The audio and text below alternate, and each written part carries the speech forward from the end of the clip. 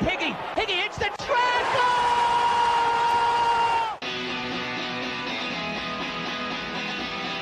Ravanelli coming alive again. Juninho wants the ball played to him. Ravanelli spots out Emerson!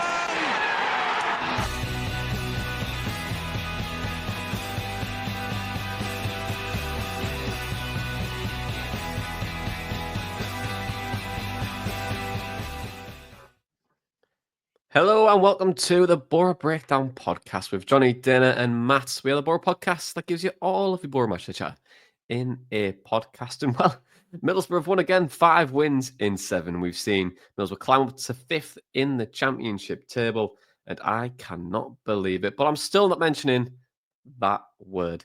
Dana, Matt, one key takeout as always. Dana, I'll come to you first. Yeah, I think my key takeout this week is that Boro have enjoyed another golden game week in the Championship, because for us to take care of our own business on the Friday night and then see on the Saturday West Brom lose and Coventry lose, obviously Bristol City won, but they remain 6th behind us on goal difference. I think the tune is changing in regards to Boro's playoff hopes, and now suddenly it becomes all about the next game. What's the next game? Can Boro seize a little wobble from Leeds? And you said it a few podcasts ago, it is just take it one game at a time with Boro at the moment. I still don't know whether we're good, and if we are, how good we are, but the outlook is a lot better, and that is really good to see. So yeah, there's a bit of excitement now, whereas previously I think there was just dejection and almost like ignorance from me in regards to Boro's playoff hopes. I'd completely wiped them out of possibility, even though they were still possible. I closed the door on it, and as I said last week, the door's always been ajar for Boro, and they've etched it open further from last week as well. So yeah, all about that next game now. And then Matt, your one key takeout? Yeah, we spoke last weekend about Carlsberg doing weekends, and this weekend has seemingly topped it. I think it's a big win, a huge win, the perfect weekend. Really, you were talking about trusting this Boro team. How many times this season, when given an open opportunity, we've fluffed it. It felt like this weekend, Friday night, was probably one of the biggest open opportunities we've had all season. Going first away to a crisis club. We've seen Boro go away to quite a few crisis clubs in the past, and I always just remember us, and I think maybe I'm scarred by the Charlton game. I just feel like Boro never capitalise on them situations. But yeah, playing ahead of all of our rivals, how huge of a result it ended up being. It was a massive step for Boro, I feel. And it wasn't just a performance that, like in the last few weeks, you could say there was a caveat of us getting lucky, having help from the opposition. Yeah, I thought we thoroughly deserved what we got on Friday, and it allowed us to sit back and enjoy our weekend. And that was helped by the results yesterday. So, yeah, I'm hoping our season isn't peaking. I hope it gets better from here on in. But that was certainly one of the best weekends we've had in a long time. Yeah, and for me to round us off, pretty much what I was saying a few weeks ago, and Danny just alluded to it. It was, it's another step.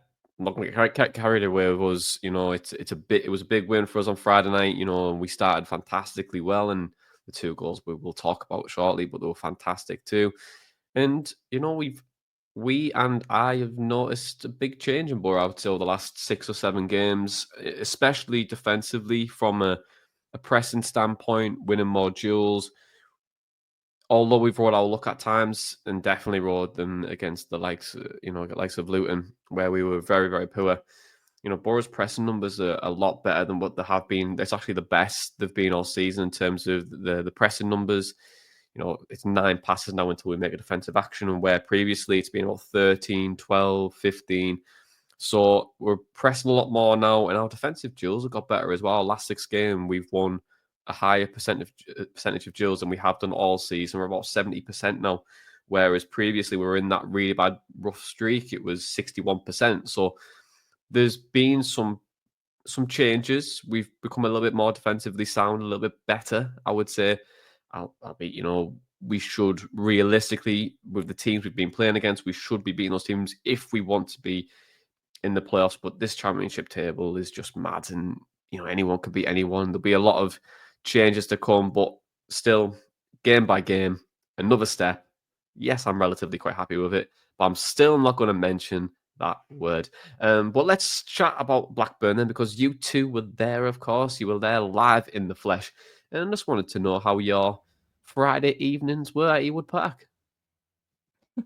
Yeah, it was good. I always like going to Ewood Park, not really because of the football results. As I mentioned last week, Boro have pretty bad fortune at Ewood Park, but I like it because it's actually an away end that gives you leg room, and I can always get behind that. The amount of away ends that you go in that just have absolutely none of it is ridiculous. So props to Blackburn for actually giving fans leg space. And this was my very first experience of being drowned and drenched by a flying cup of beer. So I can safely say I've experienced that now. I could get a t-shirt to commemorate it. It was quite funny, I will admit, but I don't really want it to happen again because I don't want to get carling in my hair or whatever it was. But it was fun. It was fun. It was a good away game, a good away day. And yeah, just really enjoyable. I think there was a lot of talk going into this game about the protestations and stuff like that. And as Matt said, to go there and to get that early goal was so important. And that's when that flying cup of beer entered the frame and literally drenched everybody. So yeah, it was a good away game, and hopefully we can have another one of those before the end of the season. Yeah, the curse is gone, guys. Just forget about it. Watch it away down the toilet. It's done. 2-2, 2025. It's my year. It's Boro's year. Yeah, it was. Yeah, it was great. It was a great away day. First time for me going to Blackburn, so it was another ground to tick off the list. But yeah, really, really nice journey down there. Obviously, it was a really nice day. Weather was quality as well, and yeah, it was a decent away end to be in as well. And obviously, seeing us go 2-0 up that quickly, it was like you're in dreamland, to be honest. So yeah, I thoroughly enjoyed it. I still couldn't quite believe what I was seeing, because even in the previous away game to which I saw Boro, when it took them till the 94th minute, I think, at Hull. So that was still a bit touch and go. But when I was stood there in the away and seeing us 2-0 up after 8 minutes, I thought, my God, I'm going to wake up in a minute and it'll be Friday morning and I'll have been dreaming. But it wasn't a dream. It really happened. And maybe I just need to go to every game between now and the end of the season, and promotion's in the bag. Well, I want to say, Matt, just on behalf of all our listeners, you're still not allowed to go to any more away games. I just won't allow it. I'm sorry, I'm putting my foot down. Your record on away days, and yes, you might have won back-to-back ones, but for me, no chance. So sorry, Liv, as well, because I know you live on the way day. But Very harsh, very harsh. No, not harsh enough. But then you alluded to your evening off the pitch. What was your assessment on the pitch? Yeah, you know what? There was a lot of good things that I enjoyed from this game. They mostly came in the first half, and I think that's something that I'd like to see Boro improve upon in coming weeks, just to connect the halves together. And it's all fine and well having a decent first 45, but can we have a decent second 45 as well? I thought before anything, any intricacies around tactics or anything like that, the very basics were there from Boro. Their fight and hunger for this game was very obvious from the get-go, really. As soon as we restarted after scoring, you could see Tommy Conway chasing down Dom Hyam, trying to block a long ball forward. He actually wins Boro the ball back momentarily. And then there was a moment later on in that same half where Tyrese Dolan is played down the line and Aidan Morris chases him and he manages to actually catch up with him, and he puts himself between Dolan and the ball and wins a foul, and it arouses a great reaction from the crowd. Boro just seemed like they were massively on it in that game. Not only those little moments there, but winning their duels, as you said, Jonny, and on the ground, in the air, the tackling, when Blackburn were putting the ball into the box in the second half, when they tried to have the deficit, even in the first half when they had Max Gay up front, Jonny Howson did a really good job up against him physically. And I really enjoyed that aspect. I think amid a poor run of form, some people will say that Boro, the players aren't giving their all. And that's always levelled at a football club that are underperforming, but I've never once questioned that with Boro. And I think that it was definitely on offer on show, yes, on Friday night against Blackburn. I think the hunger and desire was very, very evident. And what I really enjoyed more so than anything else is Hayden and Aiden in midfield. I think Hayden Hackney and Aidan Morris were superb throughout the entirety of that game. They completely shat all over that Blackburn midfield three. And bearing in mind, they had a midfield three and they just completely dominated them. It was a complete and utter mismatch. Both of them popping up in really good areas, both defensively and offensively. We controlled the midfield. And you were saying last week, Matt, about, who's going to be the most important player in the run-in, and we agreed Finn Azaz. But I think them two as well, because if you win the midfield battle, then you're already halfway there towards getting a result, in my opinion. And them two were just excellent throughout the entirety of that game. And we were confident we controlled the match, even in the second half when, as I said, they were trying to get back into the game, Blackburn. I never felt a nervous disposition whatsoever. I think, if anything, we could have, probably should have done better in terms of going forward and maybe getting that third goal, because we did have chances. Ian actually had a chance just before half-time where I don't know whether it's a great pass, a great bit of skill from Delano Bergzorg, or whether it was a deflected pass into Ian Atchell's path, but either way, it finds Ian Atchell between the two centre halves. He has quite a lot of room, and he just doesn't connect with it while it comes off his heel. Hayden Hackney has a chance as well just before the break, where he has a shot instead of playing Delano Bergzorg in down the right hand side. Had Ian Atchell shot in the second half where he really should have played in Finn Azaz on the left. He doesn't. He has a shot, he blazes it high and wide, and then Bergzorg's chance, which he was kicking himself about after the game, saying he should have had a shot. I don't think he should have had a shot. I think he should have just played Tommy Conway in the centre of the box before he did. It was a very pro clubs situation that we have seen many, many times playing it this season, haven't we? And yeah, he probably should have just played that ball in a little bit sooner. But other than that, I think Boro were good in that game, and absolutely, as Matt said at the top of the show, deserved those 3 points. Yeah, and I'll add to that, but I don't want to wax lyrical over Boro's performance, to be honest. I think for me, that first 10, 15 minutes, really, really strong. Put your authority in the game, you're 2-0 up, you've scored 2 fantastic goals. And then in that second half, for me, I thought we were very wasteful. I thought we could have been a lot better in front of goal. There was so many wrong decisions that we could have made. And we all know we were saying who could be the most influential player. In last week, we said Finn Azaz was probably that player. I thought it was really poor on Friday. Finn Azaz, I don't think he influenced the game at all. And, we had probably different players on the pitch who really contributed and helped us win the game in Hayden and Aiden, and they were superb for me. Yeah, then, and we'll probably come on to Hayden Hackney in just a little bit. But just to touch on that as well, I thought Tyree Dolan on the right hand side for them was a good outlet for them. Out of contract in the summer, maybe a squad player.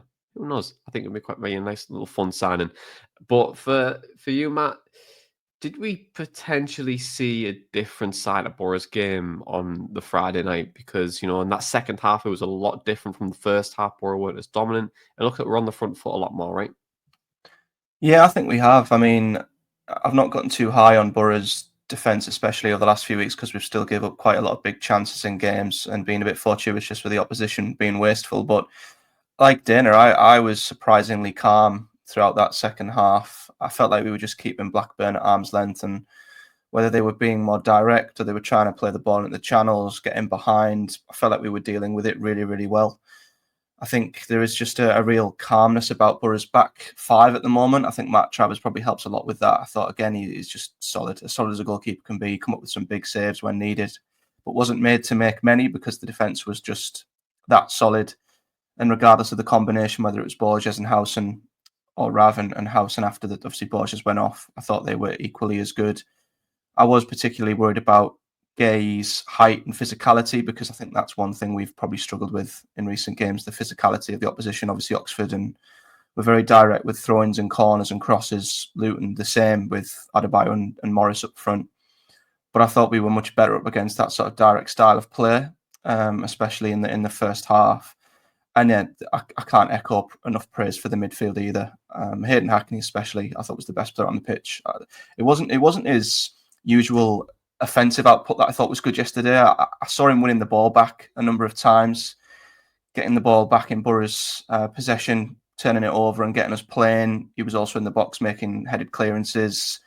I thought he was top draw yesterday. So although I think Boro's attack was off it, especially in the second half when I think we could have quite easily closed the game out and made it 3-4. And we were definitely a little bit poor in the final third. We did the job in the first 8 minutes, the first 10 minutes. And I think from there on in, it was a case of just managing the game. And my only concern was just don't let Blackburn back in. Don't make a silly mistake. Don't give them any momentum or any real grip on the game. And even though they had spells of possession where we were under a bit of pressure, I thought we dealt with it really, really well. So, yeah, maybe a bit of steel from Boro, a bit of solidity, which we're definitely going to need coming up against some really tough teams, both at the Riverside and especially away from home. But as you say, Jonny, it wasn't perfect, but it was certainly a massive step in the right direction, I'd say, compared to recent performances. Yeah, well, I was going to ask you actually how you felt when the dust had settled, because Boro's record this season hasn't been particularly great. They have let teams come back into it. So was a part of you feeling at all that, oh my God, are Boro going to hold on here at all? You know what? No. And I think one of the big reasons for this is quite funny. I actually got distracted massively by Yusuf in the second half because he was starting the chants. And I was like disassociating from the game because Yusuf was just having a grand old time at the bottom of the stand. But to be honest as well, like after that little period, I think I just actually trusted Boro, that I'd seen them in the first half against a really physical outlet in Maktar Gay, who we rattled, by the way, because we just gave him absolutely nothing. And to be honest, I think he got taken off because he was walking a little bit of a tightrope, wasn't he? He'd been booked, and then he kind of like I don't think this was intentional, but his elbow was really high on Neto Borges for what ended up being the sequence of events that injured Borges. But I just trusted them, actually, and I haven't really trusted them a lot this season. But defensively, I thought I'd seen enough in that game to think, I think we've got this here. I think between Hayden and Aiden in midfield, Howson at the back, who I thought was better defensively actually than passing the ball out from the back, which probably towards the end of the first half he started to make a few mistakes and just looked a little bit shaky in possession, but out of possession I thought he was brilliant. And then yeah, between Borges and Rav Vandenberg, just the balls into the box, headed out along the floor. You know, we won our tackles, we won our duels, won our 50-50s. It was just, I trusted them in that game. So I wasn't really nervous. I thought that we would hold out. I was just gutted that we didn't have that goal towards the end that the Boro fans were at, because I think that would have been the icing on, you know, what was a very good evening's work. Well, I was going to say, Dana, before you need to pay percent, I was going to say we made an absolute flying start on during the game, and I feel like it's only right we do talk about the goals, because Tommy Conway, you're 1 minute in, you flick it over the defender's head, and you have an unbelievable finish. And Dana, I was going to allow you to gush over this goal because it's everything and more that you want from a striker, right? Yeah, it was honestly such a good goal. So good from Tommy Conway. I mean, for him to take the pass in from Iheanacho, facing away from goal, and then with one touch, face the goal, and also take a defender completely out of the entire sequence, and then connect with the ball in such a sweet way, strike it into the back of the net with his left foot. It's honestly so good. It's such a high quality goal. I loved every single second of it. Even the build up beforehand, people were saying, oh, well, you know, discarding or discrediting Iheanacho's assist, but actually, you know, he connects the play together there. That's a really good connection between him and Tommy Conway, so credit to him for that. And I was talking a few podcasts ago about, can Tommy Conway add some variety to his finishing, because I was comparing him to Lath, who had a range of finishes from his head to his right foot to his left foot. Well, that was a left-footed finish from Tommy Conway, and it was so very good. And it was quite funny actually, because I was looking on the Blackburn hashtag before the game, and one of their kind of protestation hashtags, if you will, was hashtag express yourself.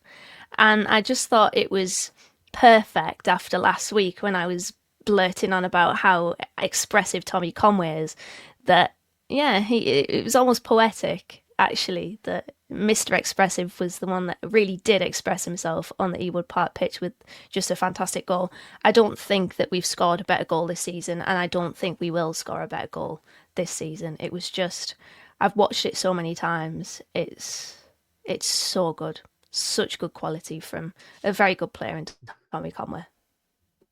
Yeah, it only gets better, doesn't it, every time you watch it? And what I would say is I really love his body position when he receives the ball from Iniacho. I think he just gets on his side just in time enough so he can flick it over the defender's head, and then obviously the finish in itself is wonderful. But I think just on Conway and Iniacho as well, you can see a little bit of a partnership building. But what I would like to see, or what would probably get the most out of Iniacho, is if Conway just plays a little bit closer to him rather than being so further away. I think with Azaz coming in on that left-hand side and you do play with that 2-10s, I think it just nullifies a little bit of what Conway and Yacho's movement would be. I think Azaz could probably play a little bit further out in that half space, and then you've got Conway just coming in a bit more central. And I think that would probably work a little bit better, because I think Iniacho's first touch, and I know people are like saying, oh, Iniacho's crap, but honest to God, Iniacho's first touch is out of this world, by the way.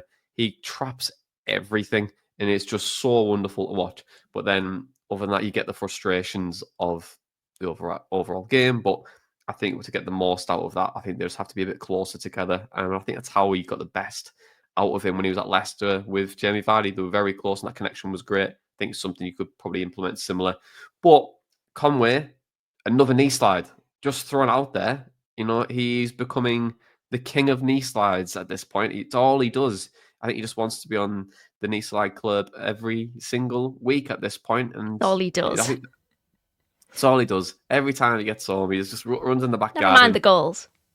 No. He just puts the sprinkles on, doesn't he? If the grass is just not as like a bit dry, and I reckon just slides from one end to the other just so he gets his practice in and just starts like doing like hand signals there, you know, like lifting. I'm sure I saw him in Tesco the other week, just knee sliding down the milk aisle as well. He's just knee slides everywhere. Does his shopping, knee slides. Goes to the doctor's, knee slide. Yeah, just has to wear his knee shields like every time he plays them, because he's knee sliding too much. But hey, great knee slide though, unbelievable. You know, he's we have put it on the old social media, but it's wonderful to watch. Really is. It's up there.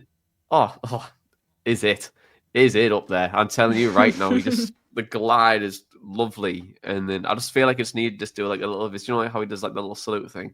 The salute, yeah. To be Yeah, fair, he did have a finishing move. He usually does have a finishing move, Tommy Conway. But yeah, you said it. He's the king of knee slides. He's single-handedly keeping Knee Slide Club open, I think. Him and Hayden Hackney.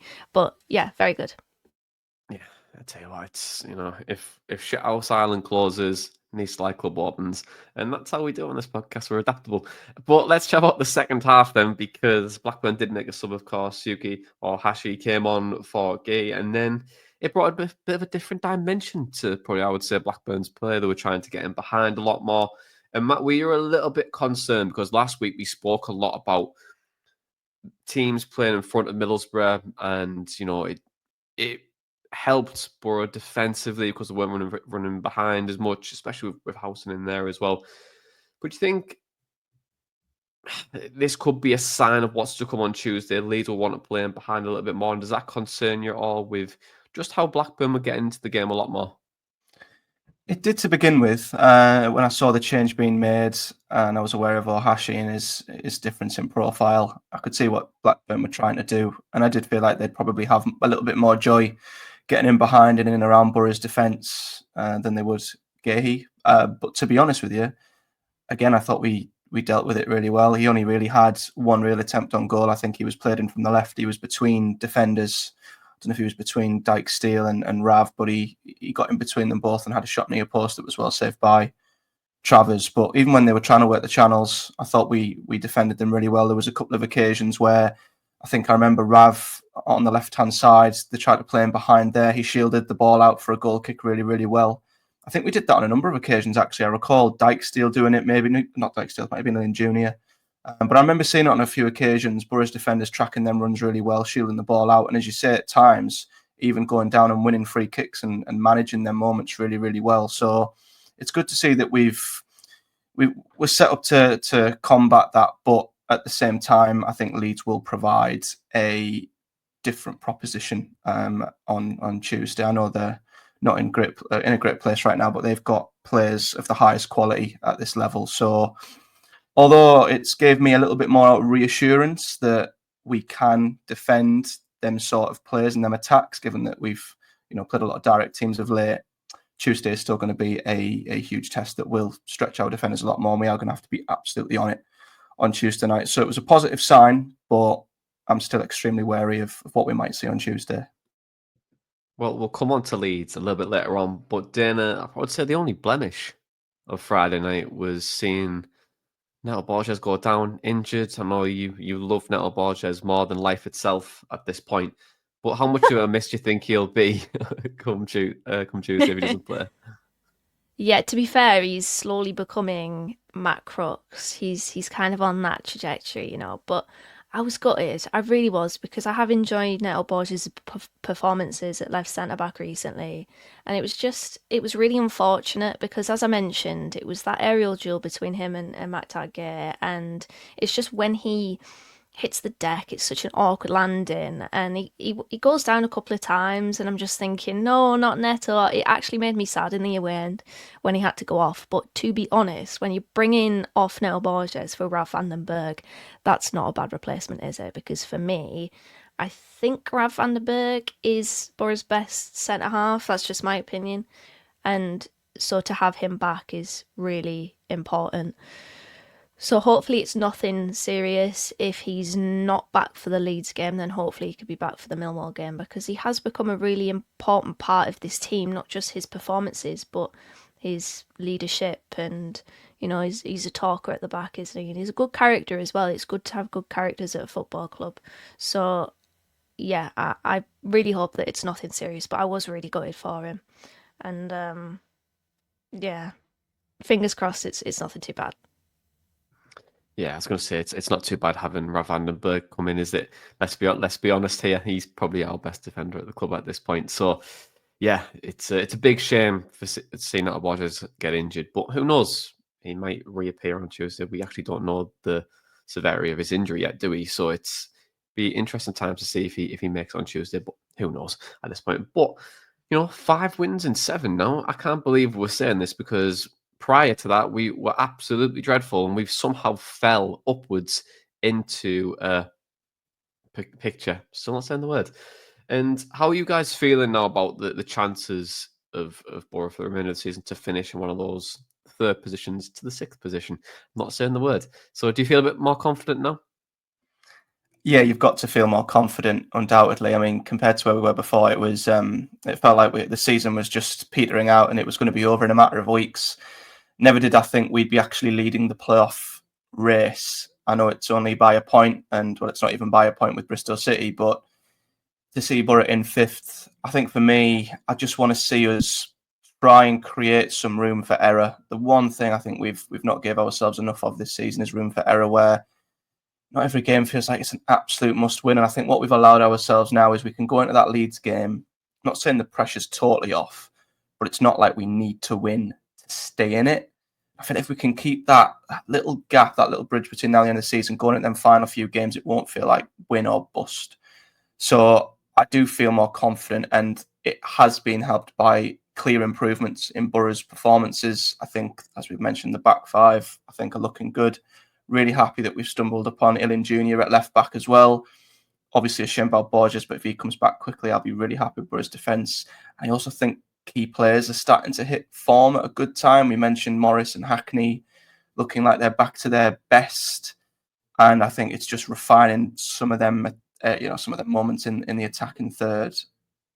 And then, yeah, I might allow myself to get a little bit excited, but you still have to take into consideration the opposition Boro have played, and that we have got a lot of tough games coming up. So, albeit I'm just happy the season isn't dead, I'm happy it's still alive, and I'm over the moon we're in the position we're in.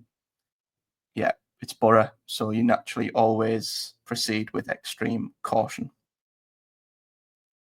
And I think we're right to be honest. I do think we're right to, because as I said at the top of the show, I don't really know how good Boro are. I don't know if this run of games means that we are good.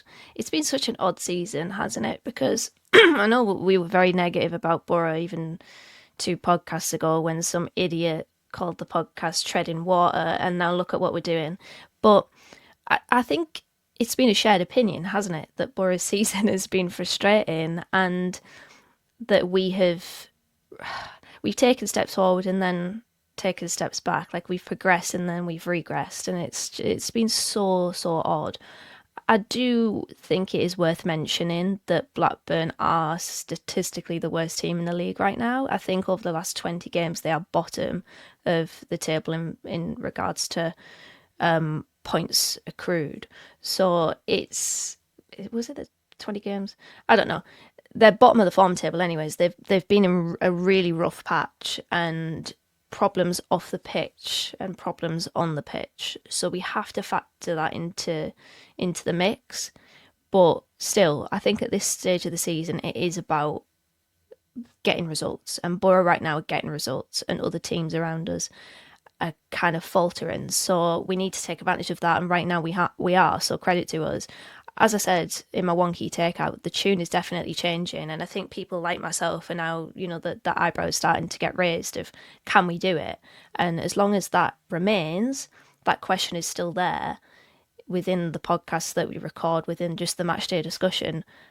That is a good thing, because we want that, don't we? We want that door to still be open for as long as possible, and we want to do our business. And right now we're doing our business. So long may it continue. But it's a really tough game against Leeds next. I know they are faltering themselves a little bit, but it's still not bad, compared to what they were at. They were top of the league. They are probably the best team in the Championship on their day. In fact, undoubtedly the best team in the Championship on their day. So I think they're out the last 6 games. It's 1 win, 4 draws, and a defeat. But that's not bad, really. So yeah, can we keep it going, and can we just solidify our place into the playoff places? It's going to be really interesting. And as I mentioned, the tune is changing now.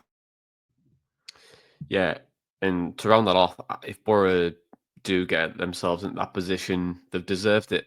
The fixtures that we have over the next 6 games, they're all of them are really difficult. Even the game against Plymouth, they are doing very well against sides who like to have the ball. That's where they're getting most of the results. So that for me on Good Friday is a really hard game for us. Sheffield Wednesday, appreciate, Danny Roll sounds like he's going to be walking out at this rate. So how will they be reacting or playing? Will it be a dead rubber game, or will it be a really difficult one? And I think this Leeds game is just as tough.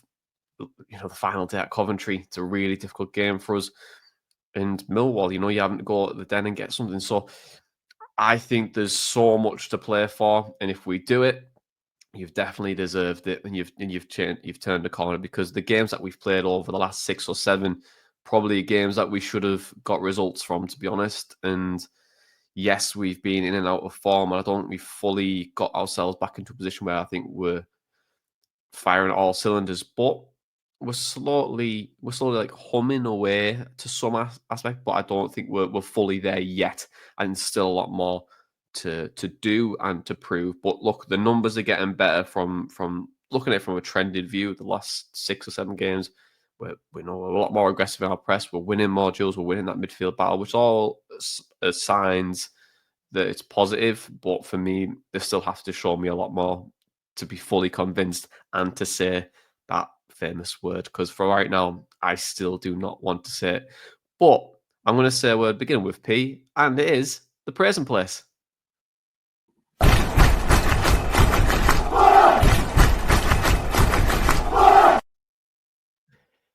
Yes, the praising place, the only place where to give praise to a player, a coach and staff member, the guy who threw his pint all over dinner, and so much more. So, Matt, I'll come to you first. Who is in your praising place this week? Yeah, it's a tough one, and it's good that it's a tough one, because there could be a number of contenders in there this week. As I said earlier, I was very impressed with Boro's defence and midfield more so than anything. I can't look past Hayden Hackney. I think just as a player who stood above and beyond everybody else, there could have been, I could have put the centre backs in there. I could have put Ian Atcher in there for his 2 assists. I guess Conway has to go in there for that incredible finish because it is one of the most satisfying, aesthetically pleasing goals I think we'll see all season. But Hackney was just the player that stood out for me on that pitch. As I mentioned earlier, the way he was winning the ball back in midfield, his work defensively as well as offensively, it was an all-round brilliant game from him. And it occurred to me afterwards that we've probably only got 6 games left of Hayden Hackney in a Boro shirt, and that made me feel a little bit sad. I thought, wow, we need to really enjoy this kid while he's here, because I'd be astonished if we don't go up and he's still here next season. So I feel like I'm missing him already, even though he's still here. But it just made me think after that game how great of a player he is, and how proud we sort of are to see how he's come through at Boro and how well he's done, and how well he'll probably go on to do in the future. So Hackney's massively in there, and I think you're going to allude to it as well, Jonny, but I don't think I gave Carrick enough praise after the Oxford game for some of the changes he made and the way he managed that game. I feel like he deserves praise for that. And once again, I thought the game was managed really, really well, both on and off the pitch, from the sidelines as well, which is good, because it's good to see that Carrick is improving himself as a coach. He's learning and he's getting better as well as the players on the pitch. So he deserves praise too, but it could go to a number of people. It was that good of an away day. Yeah, and look, for me, Matt, you're spot on. I am going to praise Matt Carrick, and I think what is very complimentary of Carrick is his ability, even though when things have gone wrong, and we've went through games where we've not picked up points. I think the start of last season, this season in particular, and times in his first run where it got a little bit dicey. He's always got that response. We've always been on streaks of winning games after a big run of inconsistencies. And look, that happens in football. You don't always, you don't win every game, and you're going to go on weeks where you don't win some. But I think what's been very, very good for us is that he's starting to adapt a lot more. This is his first role in management. It still is his second full season as a manager, because he had that half when he first came in. And he'll still work things out, and you're going to be put in different positions in management where you don't think you're going to be. And he's reacting great to that, and I think he deserves a lot of credit, because I thought he was dead and buried at one point this season. I thought, oh God, like, this could be it. It felt like it was it. He walked on the tunnel. It was a bad defeat, and you're thinking, oh, I don't think we'll see Michael Carrick. And then also we were talking about potential managers, and I know we all agreed that we'd give him to the end of the season anyway to see where we end up. But for me right now, I'd still definitely keep him for now. And, yes, Danny Rowe's going to probably be available in the next couple of weeks. But I think Carrick's doing enough, and we're doing some good things. And yeah, I think he deserves a lot of credit, I would say, for getting us back into this picture and slowly starting to build it. But let's see what we keep doing over the next few weeks. And yeah, I think we've got a good manager in Carrick, and I've always believed that. But I felt the way he's turned things around deserves a lot of praise, especially the coaching staff for that. And then, yeah, I agree with you, Matt. Hayden Hackney was sensational on Friday. Him and Hayden are just brilliant in midfield. I really, really enjoy watching them. They won everything, and they're starting to get up to speed of where they should be again, because, at the start of the season, they were incredible to watch. Went through a bit of a dicey patch because of the injuries as well of Morrison. They both got up to speed, but they look like players who are really picking up form towards the back end of the season. And for me, I just couldn't look past Hayden and Hayden on Friday. I thought they were just absolutely brilliant. Couldn't look past. I just can't. That's probably one of the best performances of the season from the pair of them. But I know Boro's performance overall was all right. I'll kind of give it an all right. I still think there's a lot more and could have been a lot better. But yeah, those two were just superb for me. And then Dana, we'll come to you to round things off in the praise and place. Who are you going to put in there?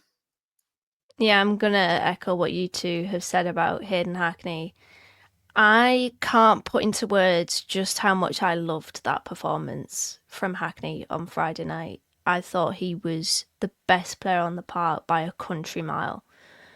And it had me thinking, there are some Boro fans that don't rate Hayden Hackney, and there are some Boro fans that think he is overrated. I completely disagree with that. I think Hayden Hackney is appropriately rated. He is undoubtedly a talented player, and he will be in the Premier League next season, whether it is with Boro or not, because top flight clubs, it has been known that they are after him, and it has been known that they're looking at him to be a part of their midfield for many years to come because he's got the skill set to take that step up. And I just loved his performance. He was dazzling on Friday night. Everything that he did, or most of the things that he did, was really good. And going forward, brilliant. Bringing the ball forward and carrying it and playing the right passes off, and then defensively as well. He was literally everywhere in that game, and I just loved it so much. So, yeah, Hayden Hardy gets my praise place. And just something that I want to mention, Sam Illing Jr.'s on the left-hand side, his balls into the channels are pretty dangerous, and I've noticed it in the last few games. He puts a lovely amount of spin on it that just takes it in field, and I think that's something that, especially with Tommy Conway, we can really link that up. So I've enjoyed Sam Illing Jr.'s performances as well. He's definitely arrived now. I think defensively he's been good. Going forward he's been good. I do not know how he was credited with that goal because his shot was going absolutely nowhere near the back of the net until Danny Bath did us a favour and diverted it goal bound. But I'm going to mention them too for praise. I've just really enjoyed their performances, and long may it continue. Yeah, you can definitely start to see the quality that Illing Jr. possesses. He's those crosses that you were saying, they're fantastic. The last game as well against Oxford, every cross that he put in the box in that position where it provides uncertainty. I'm not going to say the actual phrase from a football The KDB corridor. The KDB corridor, exactly. And yeah, he's been brilliant, and hopefully, if he fancies staying next season, I would definitely welcome him for another loan, Sam Illing Jr. And then for Hackney, yeah, it's off the ball for me. Then I would say has improved quite a lot over the last few games.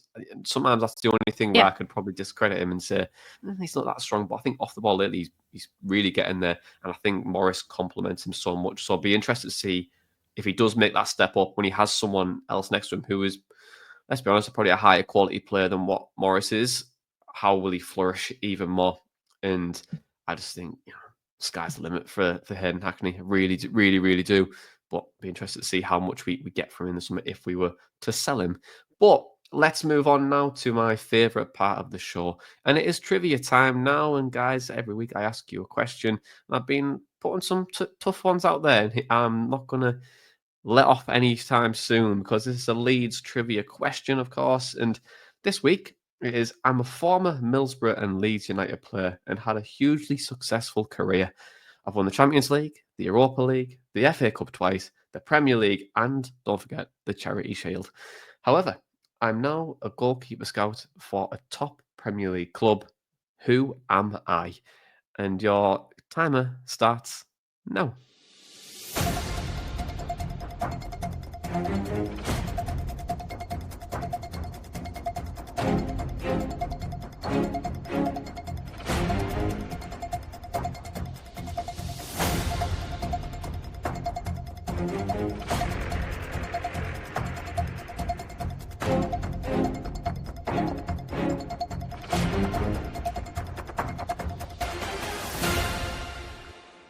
Right, your time is up.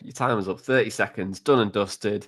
So I'll repeat the question just for the people who are listening to us, watching us, or wherever you may be indulging in this podcast.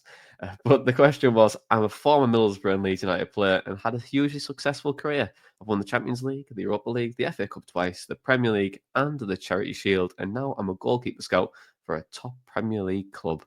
And who am I right now? Guys, you look stunned, the pair of you. Dana, I'll come to you first. Who do you think it is?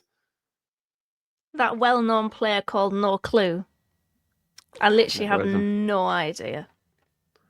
Never heard of him. It's a very good question, Jonny. Very, very good question indeed. You look smug as hell there when we were all looking confused there, me and Matt. Look, you look smug as hell now. He's buzzing with that question. Matt, who are you going to go for? I've drew an absolute blank. And I feel like it's going to be... I think we're going to kick ourselves when we hear the answer. There's so many players who played for Middlesbrough and Leeds. I feel like the selection's just way too big. I can't narrow it down to one player. Okay, so you've went with No Clue and draw blank. I don't think either of them have Great played. Players, then. I remember back in the day when... don't they? Yeah. Honestly, I remember that draw blank back heel from 40 yards out. Honestly, God, those are the days.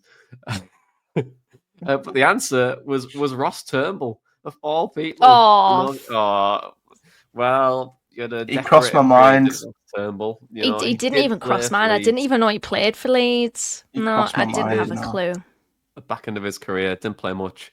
I think he only played about 150 games in his entire career. But hey, he's got the medals at home. You can't knock him for doing that. So True. well done to Ross Turnbull. And shout out to No Clue and Draw Blank as well. So let's look at Tuesday now. I'm not showing the team yet. It's only Tuesday. And Leeds have only won 1 out of 6. And, there's a lot of pressure on Daniel Farke's side. And, he even changed his goalkeeper. And Isaiah Jones did a bit of a shithousery as well when he scored the opener on Saturday. But guys, let's go into predictions time straight off the bat. And Matt, I'll come to you first. What's your predictions for Tuesday night? Yeah, my back's in bits. Yeah. Prediction for Tuesday. I feel like you need to elaborate on this because no one has just referenced, but the 2 references we've just made. I feel like if you haven't listened to this podcast enough, I feel like you won't get it. So I'll allude to it. Jonathan Woodgate, you have fantastic press conferences. The Backs and Bits is one where he was Bournemouth manager and they just won away at Norwich. And please watch that video. It's one of my favorite videos of all time. And then I'm not sure I'm not sure the team yet. It's only Tuesday, but I've got options done, which is why we had to sell a shirt. We've got options done. He said that on a press conference many moons ago, and honestly, iconic. That Jonathan Woodgate management era, fantastic. Honestly, get Woodgate more in front of a camera because gold, absolute gold. And Matt, anyway, back to your predictions. Sorry, I'll pass it back over to you just before I No, really interrupted. it's fine. The guy needs a soundboard, doesn't he? Yeah.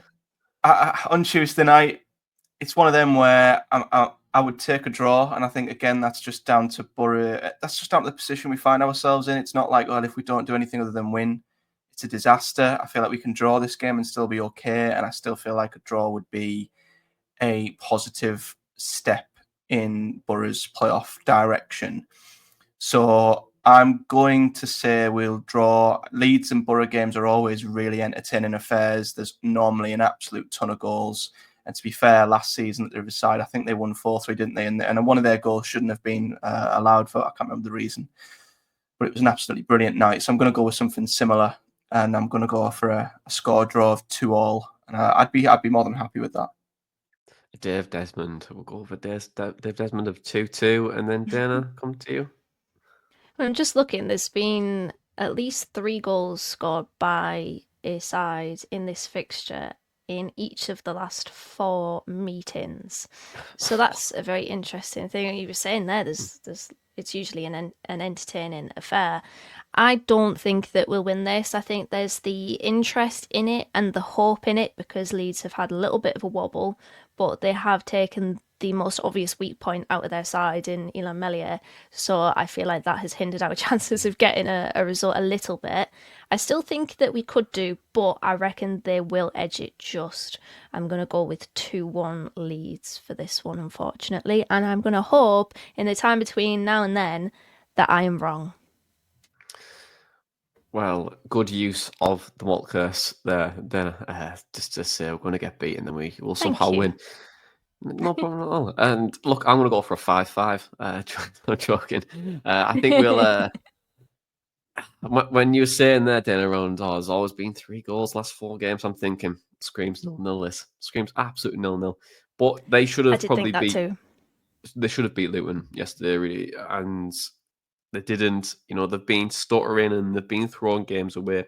But like you said, they're not on their day. They're a very, very good side.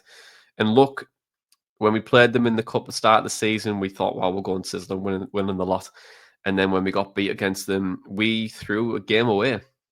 We really threw it away. And it shows that we can show up against this side. And I think it'll be a really interesting game for us. I think, Matt, your prediction of 2-2 is a really good one. I'm going to go with... I'm going to be positive. I'm just going to say 2-1 win, up the butter. And, you know, who knows? It might happen, it might not, you know. But I'm not too sure. It's always a goals galore affair, isn't it? But then I don't know. Is there anything else you want to add to that? Yeah, I was just going to add, it will be interesting to see how Boro approach this game because in the reverse fixture, it was an absolute horror show in regards to playing out from the back. And I think with Matt Travers, we've seen a slight switch in approach, haven't we? Where Boro are going longer, they're being a little bit more direct. So will that potentially be kind of what will work for Boro in the game, whereas in the reverse fixture, it did not, because we had a complete opposing approach where we were playing along the floor and they were picking us off with their press and with their ruthlessness and efficiency in front of goal. So it'll be interesting. It'll be one of those games which shows, have Boro learnt their lesson? Have they adapted essentially within this fixture? And I really hope that we have, because if we play like we did in the reverse fixture, the game at Elland Road, we probably will be picked off once more, even though, as we've mentioned, their form isn't the best. Yeah, and look, defensively, I wouldn't be shocked if we moved to a back three. I really wouldn't. If Bosch is fit, I think a back three, and then with Ilan Jr. as a wing back to nullify Dan James, I think that's something that we could potentially look at. I think Ilan Jr. is a fantastic player to have in that position right now. Really experienced player at a very high level, and he's pacey as well, which I think matches what the Dan James threat is. And I also worry that they will try and get him behind a little bit more, and Howson's pace is something that I'm concerned about. So I think that he's going to have probably a difficult evening for us. And let's see how we play. I wouldn't be shocked if Kelechi's not playing either, or Ian Sneeze, because I've mentioned it this podcast. But you know, I'm trying to think of how do we get the most out of this game. Is it a back three playing with Morris and Hackney just in front, and then having a potentially a Nazaz and a Whitaker maybe behind Conway and trying to really own the middle of the park, something that I think we could potentially adapt to. Or you could put Delano in there as well. And if you want to have more of a defensive look in a back five with Dyke still there, you've got Delano who can bring the ball forward, or Marcus Force who could potentially do that as well. So we've got options done. Let's see what we pick, and let's look forward to Tuesday next. I think it's going to be a fantastic game either way. You know, both teams need a result really to keep things alive and going. And there's a lot of pressure on Leeds, I would say, to try and get that result, because if they don't get something there, Burnley and the likes and Sheffield United aren't really letting up at the moment. I'll be, you know, they should have. Sheffield United weren't great yesterday, but this top two, top three, it's a really interesting time. It's very ruthless at the start, this part of the season. But anyway, guys, thank you very much for joining me as always. To the listeners and the viewers, thank you very much for watching and listening to this podcast. Don't forget to give this podcast a 5-star rating on your podcast provider. Don't forget to give this video a thumbs up and subscribe to the Boro Breakdown channel, because 48% of you who tune in every week had not subscribed to the channel on YouTube. So do get subscribing. But for right now, this has been the Boro Breakdown podcast, and that was our Boro Match Day Chatter in the pod. Up the butter.